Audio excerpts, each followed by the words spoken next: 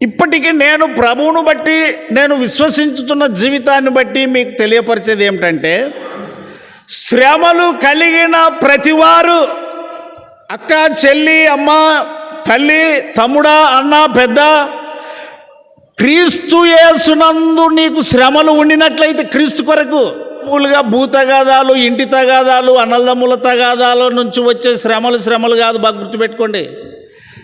Naomi జీవితము అయిపోయింది, కానీ ఇద్దరు నయోమి జీవితము చీకటి, వేదన, కృంగిన మనసు, వట్టి చేతులతో రిక్త హృదయము కలిగినదిగా ఉన్నది. కానీ ఓన్లీ వన్ ఉమెన్, మోయాబు దేశస్థురాలైన రూతమ్మ బయలుదేరుట వలన మారాబోయి మధురమైపోయింది. ఎంత ఆశ్చర్యం!